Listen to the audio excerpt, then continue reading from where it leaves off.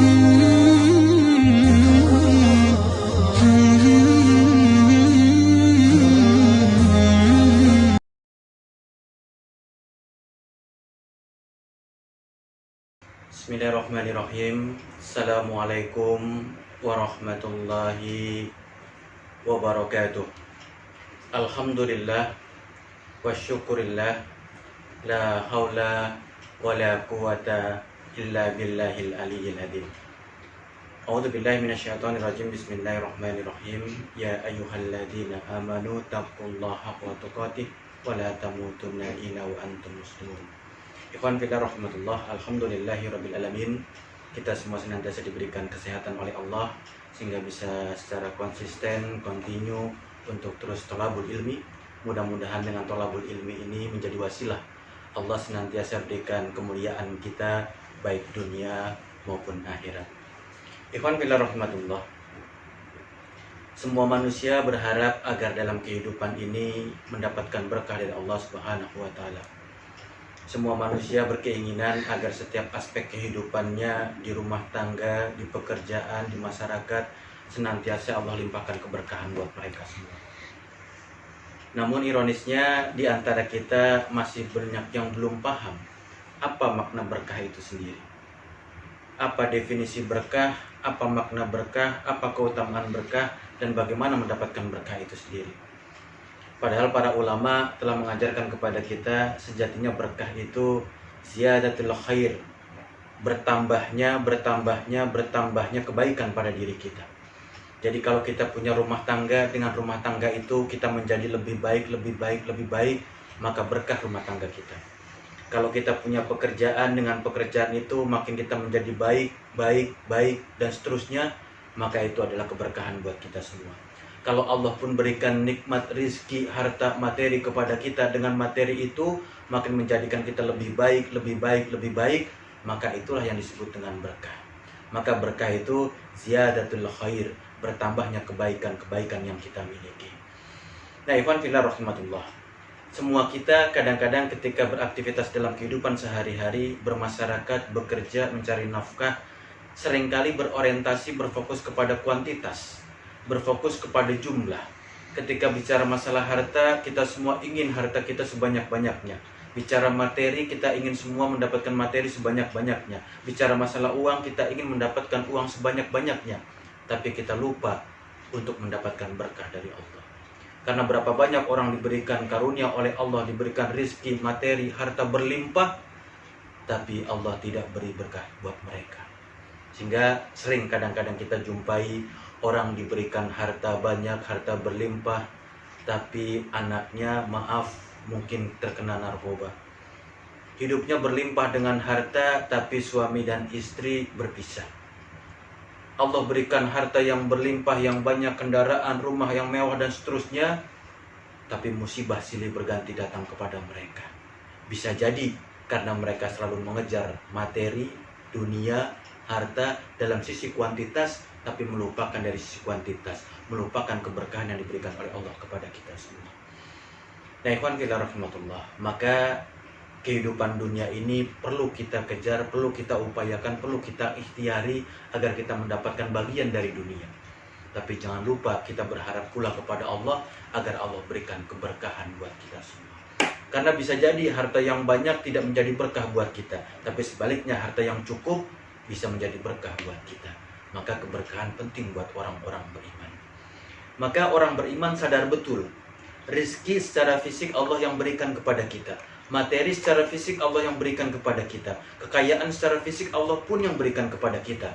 Dan mereka yakin secara kualitas berkah pun Allah yang berikan kepada mereka. Maka setelah mereka mendapatkan rizki secara fisik, harta secara fisik, mereka minta kepada Allah, mereka berdoa kepada Allah agar juga diberikan keberkahan dari harta-harta mereka. Nah, ikhwan fillah rahmatullah, seringkali kadang-kadang kita sadar harta dari Allah, berkah datang dari Allah, tapi ketika bicara masalah berkah, keberkahan kita cari, kita tempuh, kita dapatkan dari jalan yang salah. Berapa banyak orang mencari berkah, mengalap berkah, mengejar berkah dari jalan yang tidak benar, dari jalan tidak syar'i, yang tidak diajarkan oleh Allah dan Rasulnya. Maka ini jadi pelajaran buat kita semua. Karena berapa banyak hari ini Orang untuk mendapatkan berkah, dia datang ke orang-orang pintar, ke orang-orang pandai, ke para dukun, paranormal untuk mendapatkan berkah. Berapa banyak orang-orang yang datang ke kuburan, mengambil tanahnya, mengambil sesuatu dari kuburan itu untuk mengharapkan berkah. Ini berkah yang tidak sesuai dengan syar'i. Maka ikhwan fillah rahmatullah, bagaimana caranya agar kita semua mendapatkan berkah dari Allah Subhanahu wa taala? Kita tahu berkah datang dari Allah, maka kita minta kepada Allah, kita mohon hanya kepada Allah agar Allah berikan berkah kepada kita semua. Lalu bagaimana cara kita mendapatkan berkah? Ikhwan fillah rahmatullah, berkah paling sedikit kita dapatkan dengan 3 cara. Pertama, cara yang paling utama, yang paling mendasar, yang paling pokok, beriman dan bertakwa kepada Allah Subhanahu wa taala. Yang kedua, untuk mendapatkan berkah dari Allah, cara yang kedua, berbakti, berbuat baik, biru walidain kepada orang tua kita. Karena sama-sama kita tahu keberadaan orang tua kita menjadi keberkahan buat kita. Ridho mereka menjadi ridhonya Allah. Maka yang kedua caranya adalah berbuat baik, berbakti kepada orang tua. Yang ketiga, untuk mendapatkan berkah Allah, tidak pernah luput dari orang-orang beriman, karena dia sadar berkah datang dari Allah, maka dia minta, dia mohon, dia munajat, dia berdoa kepada Allah. Jadi untuk mendapatkan berkah dengan 3 cara. Pertama, beriman dan bertakwa. Kita pelan-pelan coba agak sedikit kupas 3 hal ini, 3 poin ini, dengan mudah-mudahan dengan 3 poin ini menjadikan kita mudah mendapatkan berkah dari Allah Subhanahu wa taala. Pertama, beriman dan bertakwa. Lantaran kita beriman dan bertakwa inilah, maka Allah akan limpahkan keberkahan buat kita semua. Di dalam surat Ar-Ra'd, surat 7 ayat 96, Allah berfirman, A'udzubillahi minasyaitonirrajim, bismillahirrahmanirrahim. Walau ana ahlal qura amana wa taqaw lafatahna alaihim barakatun minas sama' wal ard. Barang siapa penduduk suatu negeri beriman dan bertakwa kepada Allah, maka Allah akan limpahkan keberkahan dari langit dan bumi. Maka perhatikan ayat ini. Syarat untuk mendapatkan berkah dari Allah, maka syaratnya adalah beriman dan bertakwa. Bahkan dijanjikan oleh Allah, kalau suatu penduduk suatu negeri beriman dan bertakwa kepada Allah, Allah limpahkan berkah dari langit dan bumi. Maka kita lihat, kalau Allah turunkan dari langit bentuknya hujan, maka hujan itu akan jatuh ke bumi, bisa menumbuhkan tumbuhan-tumbuhan, bisa menumbuhkan pohon-pohon dengan bermacam bunga dan buahnya, maka menjadi berkah buat orang-orang di sekitarnya. Tapi perhatikan juga, ada kalanya Allah turunkan hujan dari langit, tidak menyuburkan tanahnya, tidak memberikan manfaat buat manusia, tapi sebaliknya menjadi musibah. Bisa menjadi banjir, menjadi longsor, dan seterusnya. Maka tergantung seberapa iman kita, seberapa takwa kita kepada Allah, maka akan menjadikan Allah turunkan berkah buat kita semua. Maka di ayat ini dikatakan, andai kata penduduk suatu negeri beriman dan bertakwa kepada Allah, Allah limpahkan berkah dari langit dan bumi. Maka suatu negeri, suatu negara akan diberkahi oleh Allah manakala apa? Manakala penduduknya, warganya, rakyatnya, dan pemimpinnya adalah orang-orang yang beriman dan bertakwa. Nah, coba kita perhatikan hari ini. Sudahkah negeri kita, negara kita diberkahi oleh Allah Subhanahu wa taala? Karena syarat diberkahi oleh Allah, rakyatnya, warganya, pemimpinnya adalah orang-orang yang beriman dan bertakwa kepada Allah. Coba kita tengok, sudahkah kita sebagai warga negara, sebagai rakyat, sebagai warga adalah orang-orang yang beriman dan bertakwa kepada Allah? Apakah pemimpin-pemimpin kita termasuk orang-orang beriman dan bertakwa kepada Allah? Maka coba kita lihat, apa definisi orang beriman itu? Dalam Al-Quran tegas dikatakan, Innamal mu'minuna alladzina amanu billahi wa rasul. Orang beriman itu tidak lain tidak bukan hanyalah orang-orang yang beriman kepada Allah, taat kepada Allah, summa lam yartabu, tanpa sedikit pun dia ragu-ragu. Kalau sudah datang ini perintah Allah, ini perintah Rasulnya, sami'na wa ata'na, dia kerjakan. Nah, sudahkah kita sebagai warga atau sebagai pemimpin kita, termasuk orang-orang yang ketika diperintahkan oleh Allah dan Rasulnya, mereka summa lam yartabu, tanpa sedikit pun dia ragu-ragu. Namun faktanya, ikhwan fillah rahimatullah, jauh panggang dari api. Kita lihat pemimpin-pemimpin kita hari ini jauh dari karakter itu, jauh dari sifat itu, jauh dari pensifatan Allah terhadap orang-orang beriman. Di mana orang beriman kalau sudah datang perintah Allah dan Rasulnya, tanpa sedikit dia ada reserve, penolakan, pertahanan, semua dia ikuti, ini perintah Allah dan Rasulnya. Summalam yatabu, tanpa sedikit pun ragu-ragu. Maka alih-alih mendapatkan berkah dari Allah, kalau kita coba cermati, 1 tahun, 2 tahun kita mundur ke belakang, lebih banyak mana Allah limpahkan karunia kepada negara kita atau musibah dan bencana yang kita dapatkan? Maka sama-sama kita tahu, musibah silih berganti, datang bertubi-tubi, satu belum selesai datang lagi yang lain, datang ujian satu, datang ujian yang lain, datang musibah satu, musibah yang lain, terus silih berganti. Apa pasalnya? Maka penjelasannya pun ada di ayat ini. Walau ana ahlal qura amana wa taqaw la fatahna alaihim barakatun minas sama'i wal ard wala in kadzabu. Tapi kalau penduduk suatu negeri itu dan pemimpinnya dia mengingkari kebesaran Allah, mengingkari ayat Allah, sesungguhnya Allah akan azab mereka karena perbuatan mereka. Maka musibah, ujian, bencana, bala yang datang silih berganti bukan karena faktor yang lain, bukan karena urusan yang lain, bukan karena penyebab yang lain, kecuali cuma satu, karena rakyatnya, karena pemimpinnya kurang beriman dan bertakwa kepada Allah Subhanahu wa Ta'ala. Maka pertama, untuk mendapatkan berkah dari Allah, kita harus beriman dan bertakwa kepada Allah. Yang kedua, ikhwan fillah rahmatullah, untuk mendapatkan keberkahan dalam kehidupan ini, yang kedua, kita harus perhatikan orang tua kita. Kita harus perhatikan ayah ibu kita. Kita harus berbakti kepada keduanya, karena itulah sumber keberkahan di dunia ini. Jadi seringkali kadang-kadang kita lupa keberadaan orang tua itu sejatinya menjadi ridhonya Allah kepada kita. Pun sebaliknya, ketika orang tua pun tidak ridho kepada kita, Allah pun tidak ridho kepada kita juga. Disebutkan oleh Rasulullah SAW, ridhollah fi ridho walidain, suhtullah fi suhti walidain. Sesungguhnya kalau orang tua kita ridho kepada kita, maka pasti Allah pun ridho kepada kita. Kalau orang tua kita murka, marah, benci kepada kita, Allah pun marah dan benci kepada kita semua. Jadi kalau orang tua kita ridho kepada kita, senang kepada kita, gembira kepada kita, Allah pun gembira kepada kita, maka Allah turunkan keberkahan buat kita semua. Maka perhatikan kata para ulama, orang kalau sudah ditinggalkan oleh orang tuanya, maka terputus setengah keberkahan di dunianya. Perhatikan sekali lagi. Ketika orang dihidupkan oleh Allah, punya orang tua, lalu orang tuanya diwafatkan oleh Allah, maka detik itu pula setengah keberkahan hidupnya hilang. Maka mumpung kita masih diberikan umur, diberikan usia oleh Allah, masih punya kedua orang tua atau satu di antara merekanya, berbaktilah kepada mereka, berkhidmatlah kepada mereka, muliakan mereka, maka insya Allah hidup kita akan diberikan berkah oleh Allah Subhanahu wa Ta'ala.